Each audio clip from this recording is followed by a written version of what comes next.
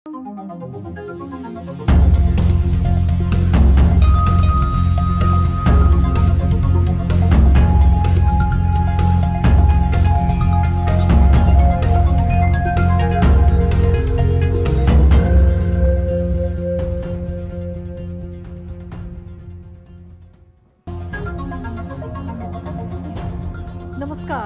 यो हो news 24 television prime time न्यूजमा स्वागत छ।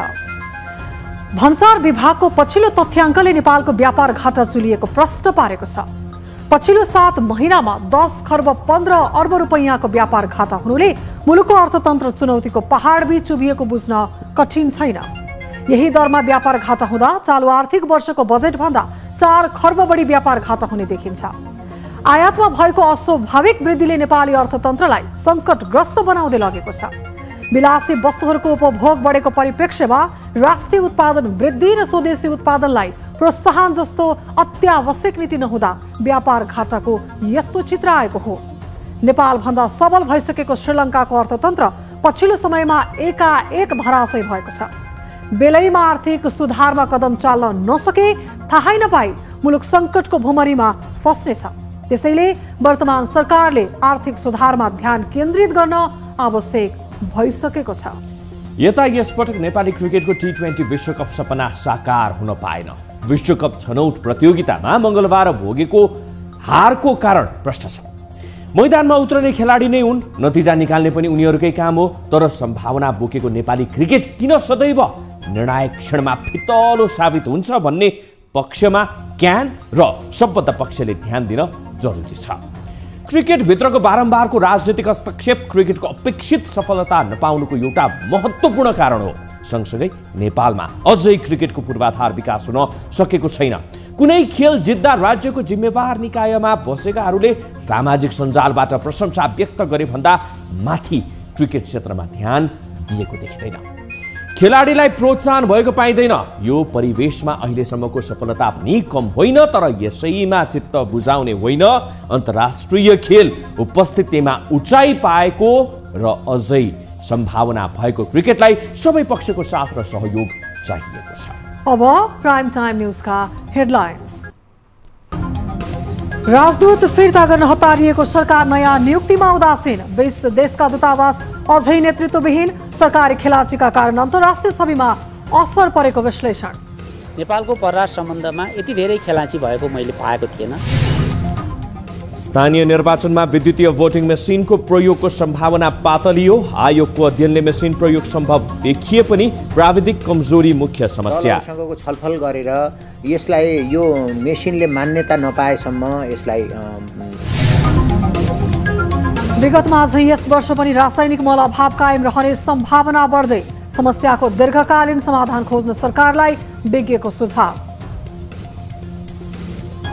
रसायन मात्रै विकल्प हो भन्नु भएन मलका लागि। आगामी T20 विश्वकप खेल्ने नेपालको लक्ष्य अधुरै। छनौट प्रतियोगिताको सेमिफाइनलमा नेपाल UAE-सँग 68 रनले पराजय।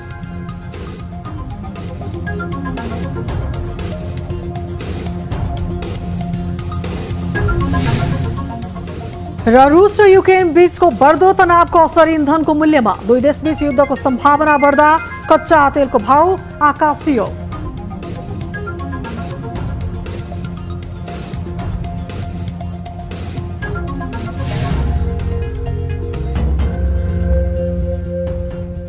हामी निरन्तर न्यूजमा छौं। वर्तमान सरकार गठन भएको 7 महिना बढी भइसकेको छ, तर सरकारले 20 देशमा अझै पनि राजदूत नियुक्त गर्न सकेको छैन। यसअघिको सरकारले नियुक्त गरेका राजदूत फर्काउन हतारिएको शेरबहादुर देउवा नेतृत्वको सरकार अहिले यस विषयलाई व्यवस्था गरिरहेको छ। परराष्ट्र मामिलामा फितलो साबित भइरहेको सरकारले आन्तरिक भागभण्डाका कारण राजनीतिक नियुक्ति गर्न नसक्दा नेपालको अन्तर्राष्ट्रिय छविमा समेत यसको असर परेको छ। एक रिपोर्ट। छिमेकी मुलुक चीन लगायत 20 देशमा नेपाली राजदूत छैनन्। अन्तर्राष्ट्रिय सम्बन्धलाई बलियो बनाउनका लागि स्थापित राजदूतहरू अहिले सरकारको अकर्मण्यताका कारण नेतृत्वविहीन भएका छन्। पूर्ववर्ती सरकारले नियुक्त गरेका राजदूत फिर्ता बोलाउन हतारिएको सरकारले नयाँ राजदूत नियुक्तिलाई भने टार्दै आइरहेको छ। यसले गर्दा अन्तर्राष्ट्रिय जगतमा नेपालको कूटनीति कमजोर साबित मात्रै भएको छैन, सरकारको कमजोरीले मुलुकको छविलाई नै धुमिल बनाएको छ। सरकारले असोज 5 गते अमेरिकाका लागि नेपाली राजदूत युवराज खतिवडा, बेलायतका लोकदर्शन रेग्मी र दक्षिण अफ्रिकाका निर्मल कुमार विकलाई 1 वर्ष समयावधि नपुग्दै फिर्ता बोलायो। 11 कार्तिकमा प्रधानमन्त्री शेरबहादुर देउवा नेतृत्वको सरकारले राजदूत खाली रहेको 23 मध्ये 3 देशका लागि राजदूत नियुक्तिको सिफारिस गरेको थियो। तर भारत र अमेरिकाका लागि कार्तिक 11 मै सिफारिस गरिएका राजदूतले अझै जिम्मेवारी पाएका छैनन्। अहिले कूटनीतिक सेवाका 10 राजदूत मात्रै कायम छन्। सरकार बनेको 7 महिना कटे पनि सरकारले 20 मुलुकमा अझै राजदूत सिफारिस गर्न सकेको छैन। सत्ताको नेतृत्व गरेको कांग्रेस भने सत्ता गठबन्धनको ध्यान एमसीसीमा भएकोले राजदूत नियुक्तिको कुरा ओझेलमा परेको बताइरहेको छ। गठबन्धनको जुन सरकार हो यो हाम्रो पार्टी सभापति प्रधानमन्त्री शेरबहादुरजीको नेतृत्वमा जुन सरकार छ, अब धेरै निर्णयहरू अवरुद्ध छन्। खास गरेर यो तपाईले भने जस्तै राजदूत नियुक्तिको विषय पनि ढिला भएको छ। अब अहिले यो एमसीसी को विषय चाहिँ यो राष्ट्रिय बहसको विषय बनेको छ। नयाँ सरकार गठन हुनासाथ निकटस्थलाई राजदूत बनाउने विगतको शैलीको निरन्तरता वर्तमान सरकारले दिएको हो। तर वर्तमान सरकारले राजदूत नियुक्ति खेलाचीको विषय बनाएको प्रतिपक्षी एमालेको आरोप छ। सरकारले लामो समयदेखि रिक्त राजदूत पदपूर्ति नगरेर अन्तर्राष्ट्रिय छवि बिगारेको एमालेको निष्कर्ष छ। अधिकांश देशहरूमा राजदूत विहीन अवस्था छ। नेपालको परराष्ट्र सम्बन्धमा यति धेरै खेलाँची भएको मैले पाएको थिएन। हाम्रा अन्तर्राष्ट्रिय सम्बन्धहरूलाई ध्वस्त पार्नलाई यो सरकारले भूमिका खेलेको छ। यो राजदूत विहीनता भनेको कुनै एउटा व्यक्ति विहीनता भनेको होइन, देशको प्रतित्वको विहीनता हो। अन्तर्राष्ट्रिय मञ्चहरूमा विभिन्न मिसनहरूमा जसरी एउटा राजदूतको आवश्यकता रहन्छ त्यसलाई वर्तमान सरकारले नजरअन्दाज गरेको छ। वर्तमान सरकार गठन हुँदा अन्य देशहरूसँगको सम्बन्ध बलियो बनाउने, संविधानको रक्षा गर्ने लगायतको नाराले प्राथमिकता पाएको थियो। तर सरकार गठनको लामो अवधि बितिसक्दा समेत राजदूत नियुक्तिमा भागबण्डा मिलाउन नसक्दा सरकार यस क्षेत्रमा समेत फितलो साबित भएको हो। यो अवस्था लम्बिनु नेपालको लागि हितकर छैन। सोही कारण राजदूत नियुक्तिको विषयलाई पछि धकेल्ने सरकारी प्रवृत्ति सुध्रिन आवश्यक छ। न्यूज 24 टेलिभिजनका लागि क्यामेरामा अशोक मानन्धरका साथमा टिभी जर्नलिस्ट राजन ढकालको रिपोर्ट। प्रधानमन्त्री एवं कांग्रेस सभापति शेरबहादुर देउवा र नेकपा एमालेका अध्यक्ष केपी शर्मा ओली बीच बालुवाटारमा भेटवार्ता भएको छ। दुईजना बीच मंगलबार साँझ प्रधानमन्त्री निवास बालुवाटारमा भेट भएको हो। छलफलमा एमसीसी र वर्तमान राजनीतिक विषयमा कुराकानी भएको बताइएको छ। पछिल्लो समय सरकारले प्रतिनिधि सभामा एमसीसी सम्झौता पेश गरेसँगै कांग्रेस र एमाले बीच नियमित संवाद भइरहेको छ। सत्ता गठबन्धनका दलहरू माओवादी र एकीकृत समाजवादी एमसीसी को विपक्षमा उठ्ने बताइरहेको सन्दर्भमा भएको यो भेटलाई अर्थपूर्ण मानिएको छ। यसअघि अध्यक्ष ओली र नेपालका लागि अमेरिकी राजदूत र्यान्डी बेरी बीच भेटवार्ता भएको थियो। ओलीलाई भेट्न राजदूत बेरी भक्तपुरको बालकोट स्थित ओलीको निजी निवास पुगेका थिए। स्थानीय तहको निर्वाचन रोक्न माग गर्दै दायर भएको रिटमा सर्वोच्च अदालतले अन्तरिम आदेश जारी गर्न अस्वीकार गरेको छ। महोत्तरीको भङ्गहा नगरपालिकाका मेयर सञ्जीव कुमार शाहले दायर गरेको रिटमा सर्वोच्चका न्यायाधीश विशम्बर प्रसाद श्रेष्ठको इजलासले कारण देखाउ आदेश जारी गरेको छ। रिटमा आगामी वैशाख 30 गतेका लागि घोषणा गरेको निर्वाचन र निर्वाचनसँग सम्बन्धित गतिविधि रोक्न अन्तरिम आदेश माग गरिए पनि श्रेष्ठको इजलासले अन्तरिम आदेश जारी गर्न अस्वीकार गरेको हो।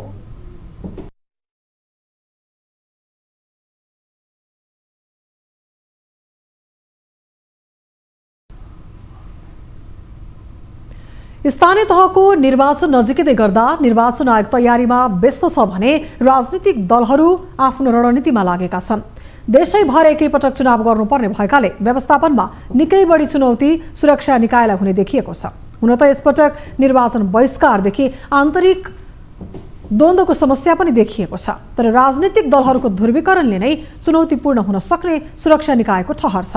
पार्टीहरूको विभाजनले निम्त्याउन सक्ने द्वन्द्व र सीमा क्षेत्रमा हुन सक्ने अनाधिकृत कार्यले सुरक्षा चुनौती देखिएको छ। एक रिपोर्ट। स्थानीय निर्वाचनका लागि आवश्यक सुरक्षाको वातावरण बनाउनु सरकारको दायित्व हो। सरकारले नेपाल प्रहरी र सशस्त्र प्रहरीको बलमा नै चुनावलाई भयरहित बनाई सम्पन्न गर्ने योजना समेत बनाएको छ। विगतमा सशस्त्र द्वन्द्वमा होमिएका समूहबाट सुरक्षा जोखिम थियो। यसपटक त्यस्ता जोखिम छैन। तर पछिल्लो समय एमसीसी परियोजनाबारे उठेको विवाद र दलहरूको आन्तरिक झमेलाका कारण केही चुनौती निम्त्न नसक्ने सुरक्षा निकायको विश्लेषण छ। 80,000 को आफ्नो जनशक्ति र 1 लाखको संख्यामा म्यादी खटाउने गरी प्रहरीले योजना तयार पारिरहेको छ। सो स्रोतको उपयोग गरी सुरक्षाका लागि कुनै पनि कसुर बाँकी नछोड्ने सुरक्षा निकायको तयारी छ। विगतको जस्तो त्यस्तो चुनौतीपूर्ण अवस्था चाहिँ छैन। अहिले अब सबै राजनीतिक दलहरू चाहिँ अब स्थानीय तहको चुनावमा सहभागी हुने अहिलेसम्मको चाहिने टेन्टेटिभली योजना देखिँदा अब शान्तिपूर्ण भयरहित वातावरणमा नै चुनाव हुन्छ भन्ने हामीले चाहिँ अपेक्षा राखेका छौँ। निर्वाचनलाई लक्षित गरेर सशस्त्र प्रहरी बल समेत तयारीमा लागिसकेको छ। सशस्त्रले 753वटै स्थानीय निकायको भौगोलिक अवस्थाको जानकारी लिने गरी गस्ती सुरु गरेको हो। भारततर्फको खुला सीमा र चीनतर्फको बन्द सीमाका लागि फरक रणनीति समेत सशस्त्रले बनाएको छ। 37,000 जनशक्ति रहेको सशस्त्रले मतदान स्थल बाहिरको घेरामा आउन सक्ने खतरा र चुनौतीलाई विश्लेषण गरिरहेको छ। सीमा सुरक्षामा निर्वाचन नजिकै जाँदाखेरि अझै प्रभावकारी उपस्थिति, अझै बाक्लो उपस्थिति हुने नै छ। अहिले पनि व्यापक रूपमा सीमावर्ती इलाकाबाट हुन सक्ने कुनै पनि गतिविधिहरू नहोस् भन्नको लागि व्यापक रूपमा परिचालन भएको अवस्था छ। निर्वाचन नयाँ नेतृत्व चयन गर्ने लोकतान्त्रिक प्रक्रिया हो, तर केही व्यक्ति वा समूहले यस प्रक्रियालाई बिथोल्न सक्ने जोखिम रहने भएकोले यो समय सुरक्षा निकायको लागि चुनौतीपूर्ण हुन्छ। अझ निर्वाचन भइरहित बनाउने जिम्मेवारी समेत भएकाले सबै सुरक्षा निकायको जिम्मेवारी अन्य समयको तुलनामा अझ बढी हुन्छ।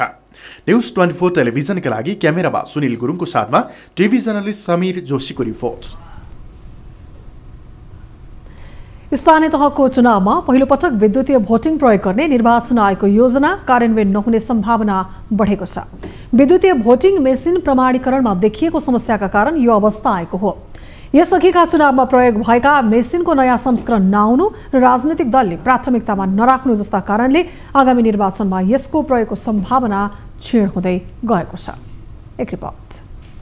स्थानीय चुनावमा प्रविधिको प्रयोग गर्ने निर्वाचन आयोगको तयारी रहे पनि त्यसको सम्भावना टर्दै गएको छ। सरकारले निर्वाचनको मिति घोषणा गरेसँगै विद्युतीय भोटिङ मेसिनको प्रयोगको चर्चा चलेको थियो।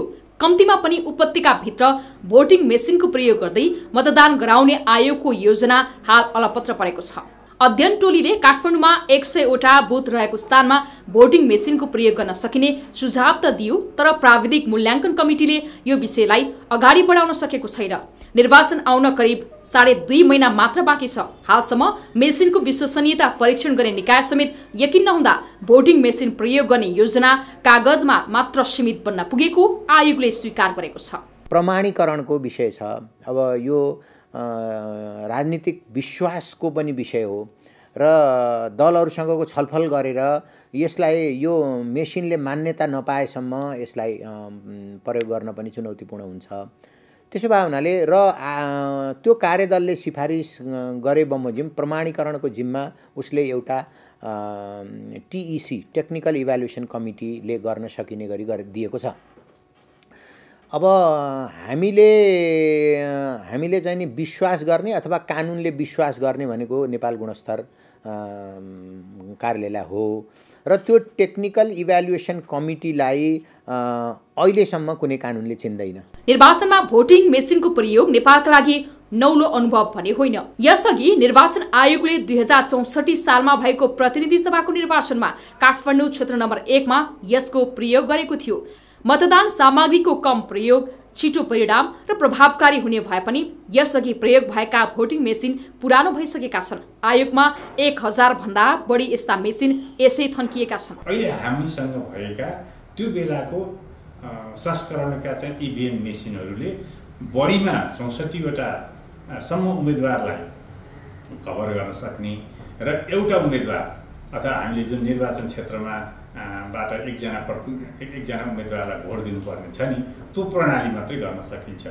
र पछिल्लो समय विश्वका अधिकांश मुलुकले निर्वाचनका लागि भोटिङ मेसिनको प्रयोगलाई बढावा दिइरहेका छन्। नेपालमा समेत राजनैतिक दलहरूको महाधिवेशनमा समेत यो अभ्यास भइसकेको छ। तर स्थानीय तथा संसदीय निर्वाचनमा भने यो विषयलाई प्राथमिकता दिएको पाइँदैन। प्राविधिक जटिलताका साथै राजनैतिक दलको अनिच्छाले समेत आगामी निर्वाचनमा भोटिङ मेसिन प्रयोगको सम्भावना लगभग समाप्त भइसकेको छ। न्युज 24 टेलिभिजनका लागि क्यामेरामा गोपाल बङ्गेनीको साथमा टिभी जर्नलिस्ट पुष्पा शर्माको रिपोर्ट। हामी निरन्तर न्युजमा छौं। अमेरिकी सहायता परियोजना एमसीसी विरुद्ध परेको रिट सर्वोच्च अदालत प्रशासनले दरपीठ गरेको छ। सरकारको नीतिगत निर्णय अदालतको क्षेत्राधिकारमा नपर्ने भन्दै प्रशासनले दरपीठ गरेको हो। संसदमा प्रवेश गरिसकेको विषय भएकोले सर्वोच्च प्रशासनले रिटलाई दरपीठ गरिदिएको बताइएको छ। एमसीसी सम्झौता अघि नबढाउन माग गर्दै वरिष्ठ अधिवक्ता डाक्टर सुरेन्द्र भण्डारीले सोमबार सर्वोच्च अदालतमा रिट दिएका थिए। रिटमा संसदबाट अनुमोदन गर्दाको बहुमत संख्याको व्याख्या गर्न माग गरिएको छ। रिटमा 2072 को संविधानलाई धुमिल बनाउने र लोकतन्त्रको गलत अभ्यास स्थापित गर्ने भएको भन्दै एमसीसी अघि बढाउन नहुने जिकिर गरिएको छ। सरकारले आइतबार एमसीसी सम्झौता संसदमा टेबल गरेको छ। नेपाल सन्धि ऐन 2047 को दफा 4 अनुसार प्रतिनिधि सभाको एमसीसी को प्रक्रिया अघि बढाउनु नबढाउनु भन्दै माग दावी गरिएको हो। सर्वोच्च अदालतले नेपाली कांग्रेसको केन्द्रीय सदस्यमा निर्वाचित भएका विनोद चौधरी विरुद्ध मुद्दाका कारण देखाउ आदेश गरेको छ। न्यायाधीश विश्वम्बर प्रसाद श्रेष्ठको इजलासले अन्तरिम आदेश जारी गर्न भने अस्वीकार गरेको हो। मधेसी कोटामा केन्द्रीय सदस्य निर्वाचित भएका चौधरीको योग्यता नपुगेको भन्दै कांग्रेस नेता सुभाष चन्द्र यादवले रिट दायर गरेका थिए। चौधरी नेपाली कांग्रेसको विधान विपरीत मधेसी कोटाबाट 14औं महाधिवेशनमा केन्द्रीय सदस्य निर्वाचित भएको जिकिर गर्दै यादवले रिट निवेदन दर्ता गराएका हुन्। 5 जनाको मधेसी कोटामा उनी 6औं भएका थिए। कांग्रेसको विधानले 10 वर्ष निरन्तर कांग्रेसको क्रियाशील सदस्य भएको महाधिवेशन प्रतिनिधि मात्रै केन्द्रीय सदस्यको उम्मेदवार हुन पाउने उल्लेख गरेको भन्दै यादवले चौधरीको उक्त अवधि नपुग्ने जिकिर रिट निवेदनमा गरेका थिए। प्रदेश 1 का मुख्यमन्त्री राजेन्द्र कुमार राईले आम जनताको दबाव र माग भएकोले ढिला नगरी प्रदेशको नाम टुङ्गो लगाउनु पर्ने बताएका छन्। मंगलबार प्रदेश 1 को नामाङ्करणका विषयमा प्रदेश सरकारले सर्वदलीय बैठक आह्वान गरेको हो। बैठकमा मुख्यमन्त्री राईले सरकारको समय थोरै भएकोले नामाङ्करण गर्ने अवसर गुम्न नहुने भनाइराखे। मुख्यमन्त्री राईले सबै दलका नेताहरूलाई पार्टीगत छलफल गरेर सहमति जुटाउन आग्रह गरे।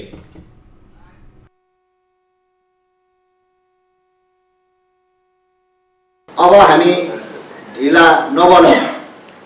यो आम जनताको पनि माग पनि दबाब पनि चाहना पनि र कामको सिलसिलामा पनि कैयौँ कुराहरूमा अप्ठ्यारो पनि भइरहेको अवस्था छ। सर्वदलीय बैठकमा दलहरूबीच तत्काल नामाङ्करण गर्नुपर्ने सहमति भए पनि नामका विषयमा ठोस प्रस्ताव आउन सकेन। प्रमुख प्रतिपक्षी दल नेकपा एमाले प्रदेश 1 का अध्यक्ष तुलसी न्यौपानेले आउँदो अधिवेशनबाट प्रदेश 1 ले नाम पाउनुपर्ने भनाइराखे। आफूले रचनात्मक भूमिका खेल्ने र सहमतिको आधारमा नामको टुङ्गो लगाउनु पर्ने उनको प्रस्ताव थियो। सहमति बेगर गर्ने भने भए त हामी त्यति बेरै टुङ्गाइदिन्थ्यौँ। 2/3 छँदै थियो नि, 2/3 भए पुगिहाल्छ। तर त्यहाँ त सबैको सहमतिबाट गरौँ भन्ने साझा प्रस्ताव भयो। अरूहरूले पनि सहमतिबाटै गर्छौँ, हामी सहमतिमा आउँछौँ भनिसकेपछि रोकिएको सहमतिबाट टुङ्ग्याउने भन्ने मूल कुरा हो। सहमति हुन सके त राम्रो थियो। अब त्यसमा अभ्यास गर्दा गर्दै यो अहिले चाहिँ अब जे सुरुवात भएको छ फेरि पनि यसलाई टुङ्ग्याउनुपर्छ। बैठकमा नामाङ्करणका लागि पहिचानको मुद्दालाई प्राथमिकतामा राख्ने विषयले महत्त्व पाएको छ। बैठकमा विपक्षी राप्रपाको पनि अनुपस्थिति रहेको थियो। अवैध जुवा खेलाएको आरोपमा पक्राउ परेका चिनिया नागरिक सहितको टोलीमाथि अनुसन्धान गर्न अदालतले 5 दिनको म्याद दिएको छ। अनलाइन जुवा खेलाउने काममा संलग्न चिनिया सहित 37 जनालाई प्रहरीले सोमबार पक्राउ गरेको हो। उनीहरूले लेमन ग्रुप अफ कम्पनीका नाममा अवैध काम गर्दै आएको प्रहरीले जनाएको छ। चिनियाहरूको ठूलो सञ्जालले नेपालमा अनलाइन खेलको नाममा अवैध कारोबार गरेको र प्रहरीले त्यसलाई नियन्त्रण गर्ने अभियान चलाएको हो। उनीहरूमाथि सघन अनुसन्धान गर्ने प्रहरीको तयारी छ। विभिन्न किसिमका एप्सहरू जस्तो easy credit, free cash, handy loan, go loan, rupee star, high cash जस्ता विभिन्न किसिमका एपहरू प्रयोग गरी व्यक्तिहरूले यी 37 जना व्यक्तिहरूले लोन स्क्याम गरिरहेको भन्ने सूचना आयो। सूचना आइसकेपछि हाम्रो यस परिसरबाट विशेष टोली छ। त्यस्तै गरेर बानेश्वर वृत्तबाट संयुक्त रूपमा प्रहरी टोली खड्डी गरेर यी व्यक्तिहरूलाई नियन्त्रणमा लिएको हो। पक्राउ परेकाहरूलाई बैंक तथा वित्तीय कारोबार ऐन अन्तर्गत प्रहरीले अनुसन्धान अगाडि बढाएको जनाएको छ। उनीहरूले अनलाइनबाट लगानी गर्ने, जुवा खेलाउने, अवैध कल गर्ने लगायत काम गर्दै आएको प्रहरीको प्रारम्भिक अनुसन्धानबाट देखिएको छ। न्युजहरू अझै बाँकी छन्। अब पालो लाइफ बोय हात धुने ब्रेकको।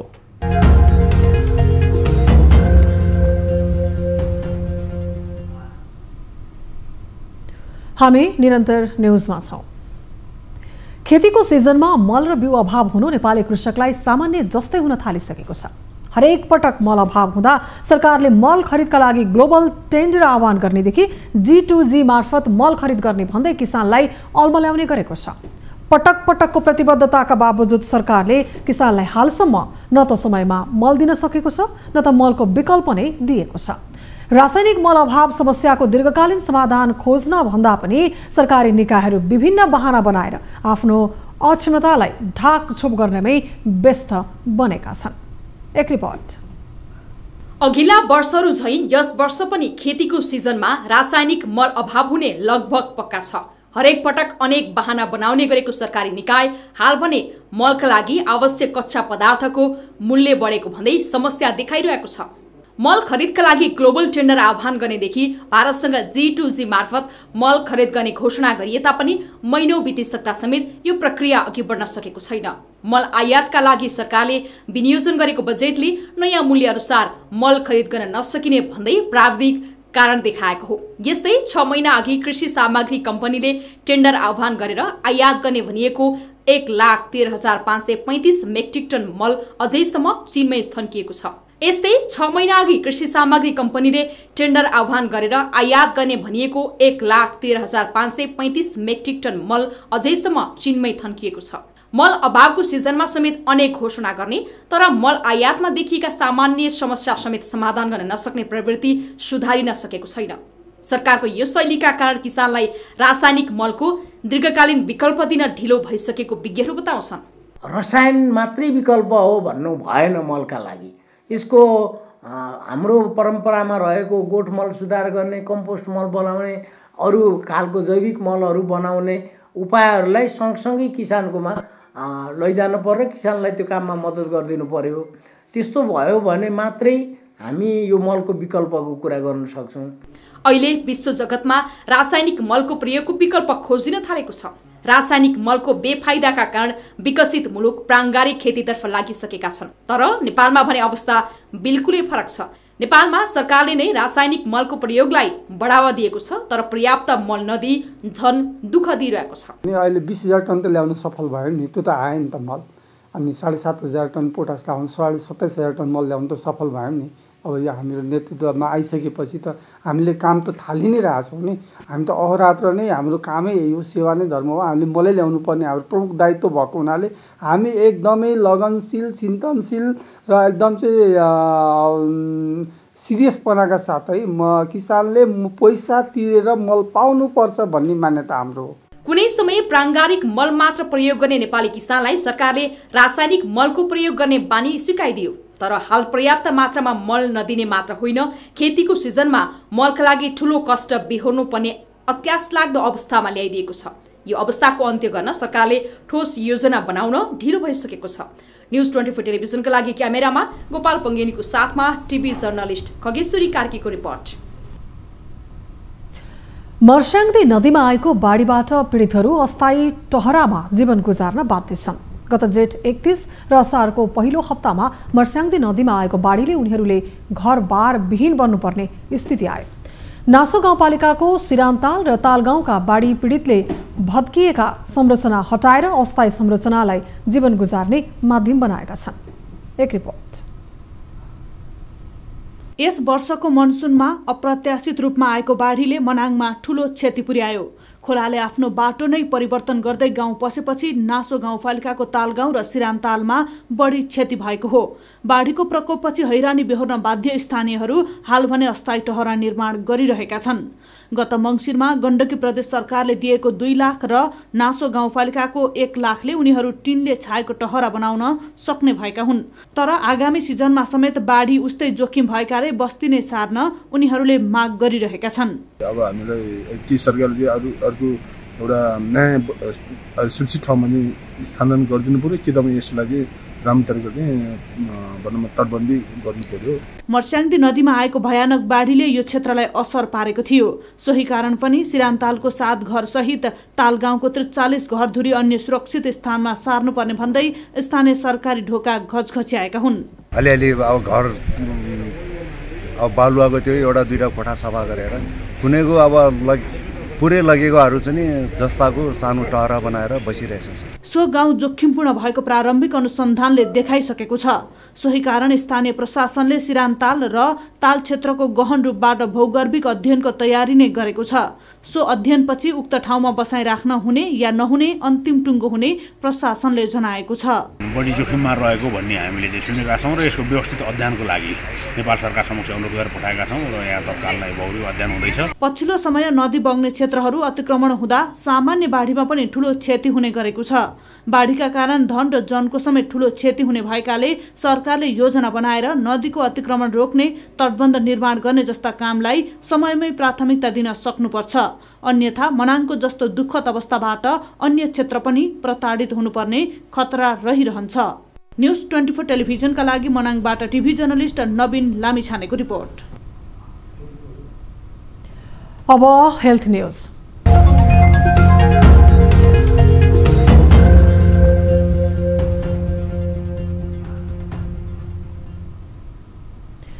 नेपालमा थप 476 जनामा कोरोना संक्रमण पुष्टि भएको छ। देशभर गरिएको 6604 पीसीआर परीक्षणका क्रममा 279 जना र 2820 एन्टिजेन परीक्षणका क्रममा 177 जनामा कोरोना संक्रमण पुष्टि भएको स्वास्थ्य मन्त्रालयले जनाएको छ। यस्तै कोरोनाकै कारण थप 3 जनाको मृत्यु भएको छ। हालसम्म नेपालमा कोरोनाका कारण 11928 जनाको मृत्यु भइसकेको छ। त्यस्तै थप 831 संक्रमित निको हुँदा हालसम्म नेपालमा 9,53,430 जना निको भएका छन्। हाल नेपालमा 10,747 सक्रिय संक्रमित आइसोलेसनमा र 107 जना क्वारेन्टिनमा रहेको मन्त्रालयले जनाएको छ। अब बिजनेस न्यूज।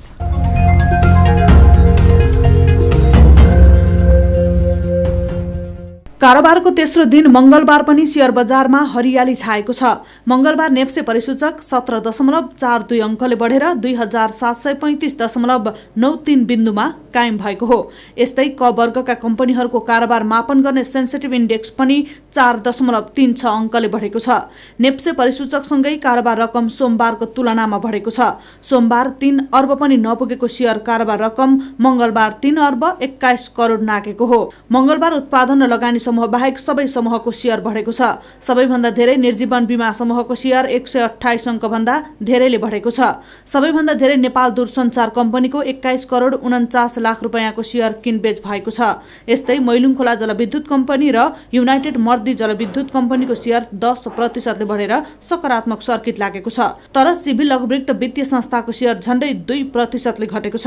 सोमबार पनि नेप्से परिसूचक दोहोरो अङ्कले नै उकालो लागेको थियो। चालू आर्थिक वर्षको 7 महिनामै मुलुकको व्यापार घाटा 10 खर्ब 15 अर्बले नाघेको छ। भन्सार विभागले सार्वजनिक गरेको चालू आर्थिक वर्षको माघ मसान्तसम्मको तथ्याङ्क अनुसार व्यापार घाटा 38.45% ले बढेको छ। साउनदेखि माघ मसान्तसम्म कुल 11 खर्ब 47 अर्ब 46 करोड रुपैयाँ बराबरको वस्तुको कारोबार भएको छ भने कुल 1 खर्ब 31 अर्ब 65 करोड रुपैयाँको वस्तु नेपालले अरू मुलुकलाई बिक्री गरेको छ। वस्तु आयात गत वर्षको सोही अवधिको तुलनामा 42.78% ले बढी र निर्यात 88.3% ले बढी हो। चालू आर्थिक वर्षको सुरुवातदेखि बैंकहरूमा देखिएको लगानी योग्य रकम अर्थात् तरलता अभाव अहिलेसम्म यथावत छ। कर्जा लगानीमा आक्रामक बनेका बैंकहरूको निक्षेप सङ्कलन भने सुस्त हुँदा यो समस्याले फागुन पहिलो साता समेत निरन्तरता पाएको हो। नेपाल बैंकर संघको पछिल्लो तथ्याङ्क अनुसार कर्जाको 1/4 मात्रै निक्षेप सङ्कलन भएको छ। सामान्यतया बैंकको जति निक्षेप सङ्कलन हुन्छ त्यो भन्दा कम मात्रै कर्जा लगानी हुनुपर्छ। तर बैंकहरूमा पछिल्लो साता कर्जाको 25% मात्रै निक्षेप सङ्कलन भएको छ। बैंकहरूको निक्षेप फागुन पहिलो साता 1 अर्ब रुपैयाँले बढेको छ। उता कर्जा लगानी भने 4 अर्ब रुपैयाँ माथिले बढेको छ।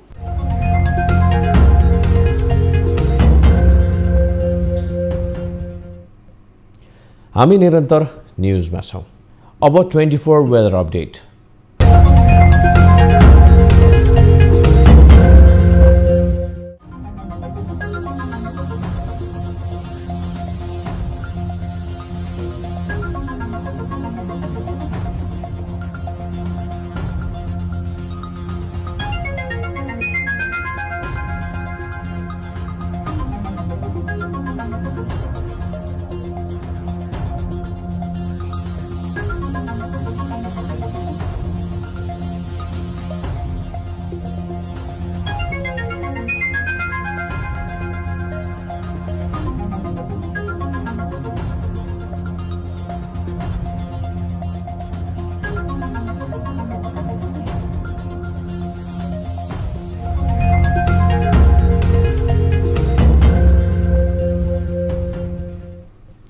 प्राइम टाइम न्यूज सकिनुअघि अहिलेसम्मका हेडलाइन्स पुनः एकपटक। राजदूत फिर्ता गर्न हतारिएको सरकार नयाँ नियुक्तिमा उदासीन, 20 देशका राजदूत अझै नेतृत्वविहीन। सरकारी खेलाचीका कारण अन्तर्राष्ट्रिय छविमा असर परेको विश्लेषण। नेपालको परराष्ट्र सम्बन्धमा यति धेरै खेलाची भएको मैले पाएको थिएन। स्थानीय निर्वाचनमा विद्युतीय भोटिङ मेसिन प्रयोगको सम्भावना पातलियो। आएको अध्ययनले मेसिन प्रयोग सम्भव देखिए पनि प्राविधिक कमजोरी मुख्य समस्या। दलहरूसँगको छलफल गरेर यसलाई यो मेसिनले मान्यता नपाएसम्म यसलाई विगतमा झैं यस वर्ष पनि रासायनिक मल अभाव कायम रहने सम्भावना बढ्दै, समस्याको दीर्घकालीन समाधान खोज्न सरकारलाई विज्ञको सुझाव। रसायन मात्रै विकल्प हो भन्नु भएन मलका लागि। आगामी T20 विश्वकप खेल्ने नेपालको लक्ष्य अधुरै। छनौट प्रतियोगिताको सेमिफाइनलमा नेपाल युएईसँग 68 रनले पराजित।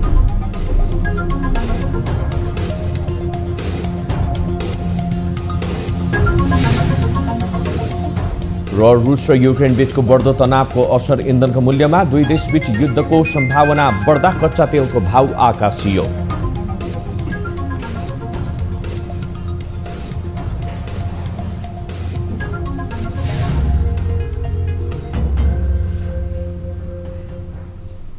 प्राइम टाइम न्यूज अहिलेलाई यति नै। ताली र गालीका लागि हामीले सोधेको प्रश्नको अन्तिम नतिजा, यसपछि प्रसारण हुने कार्यक्रम सिधा कुरा जनतासँगमा हेर्न सक्नुहुनेछ।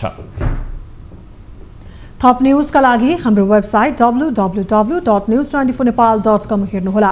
साथै हामीलाई फेसबुक, ट्विटर र युट्युबमा पनि फलो गर्न सक्नुहुनेछ। यस्तै मोबाइल, भाइबर र इमेलबाट 24 हेल्पडेस्कमा समस्या र गुनासो गर्न सक्नुहुनेछ। अहिलेलाई बिदा दिनुहोस्, हामी निरन्तर न्यूजमा छौं। नमस्ते।